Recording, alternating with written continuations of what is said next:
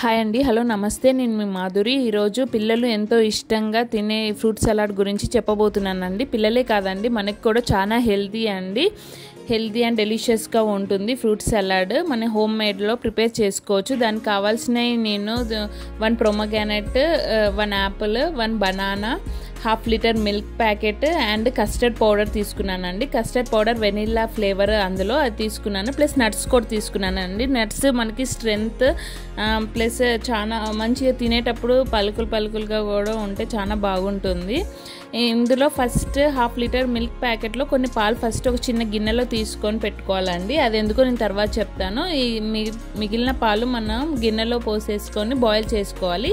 ఇది ఫస్ట్ పచ్చిపాలు తీసుకున్నాం కదండి, దాంట్లో ఒక 2 స్పూన్ఫుల్ ఆఫ్ కస్టర్డ్ పౌడర్ని తీసుకున్నానండి.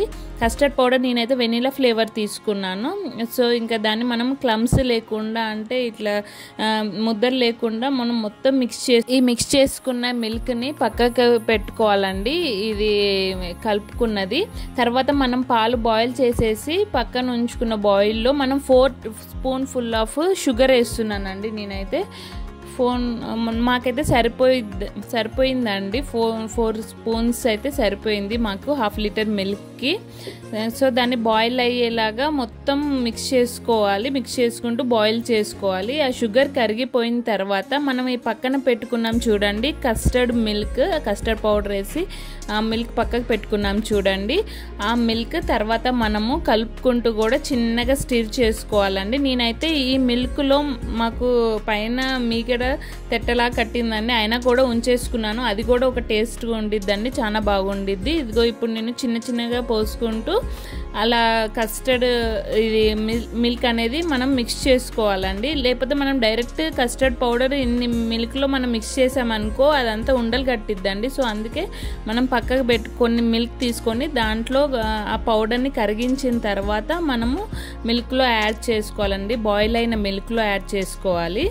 ఇంకా తర్వాత మనం చిన్నగా స్టిర్ చేసుకుంటూ మనం స్టవ్ సిమ్లో ఉంచుకొని స్లోగా స్టిర్ చేసుకుంటూ తిప్పుకుంటూ ఉండాలండి. అది మనకి దగ్గరికి రావాలండి. చాలా ఇట్లా మనకి దోశ పిండి కన్సిస్టెన్సీ వస్తుంది చూడండి, అదిగో అలా దగ్గరికి రావాలండి. మనం మిక్స్ చేస్తుంటే అలా అవుద్ది. ఇంకా ఇది మనం స్టిర్ చేస్తూనే ఉండాలి. మళ్ళీ నార్మల్గా స్టవ్ మీద పెట్టేసి పక్కకి వెళ్ళకూడదండి. అలా అయితే ఉండలు కట్టేసిపోతాయి మనకి.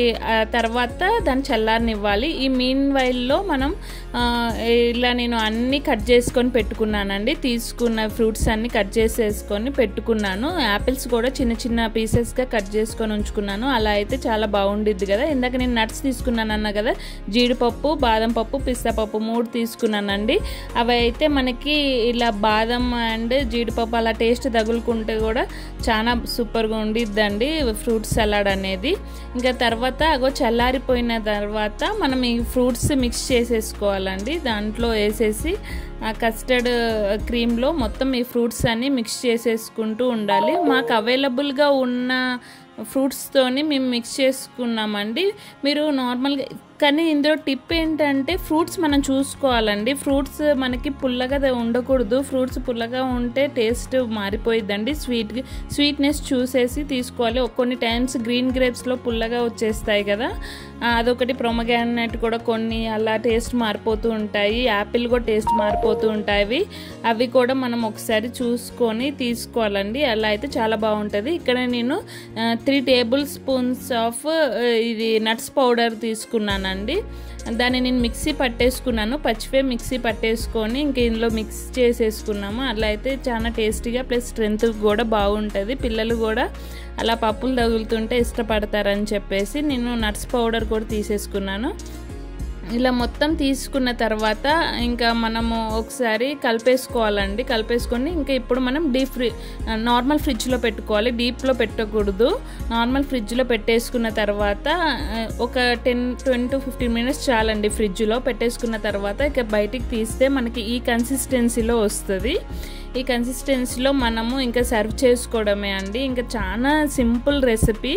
దీంట్లోకి మీరు కావాలంటే వెనీలా ఫ్లేవర్ని యాడ్ చేసేసుకోవచ్చు. బయట కూడా మనకి దొరుకుతాయి. అండ్ కండెన్స్డ్ క్రీమ్ కూడా ఉండిద్దండి. క్రీమ్ కూడా చాలా బాగుండిద్ది. అది మిక్స్ చేసుకున్న మీకు ఒక కోవా టేస్ట్లో ఉండిద్ది అనమాట. అది కూడా చాలా బాగుండిద్ది. నేను ఇంకా కొంచెం మనకి స్వీట్నెస్ తగ్గింది అనుకుంటే హనీ కూడా మిక్స్ చేసుకోవచ్చు అండి. చూడండి నేను హనీ మిక్స్ చేస్తున్నాను, హనీ కూడా మిక్స్ చేసుకోవచ్చు.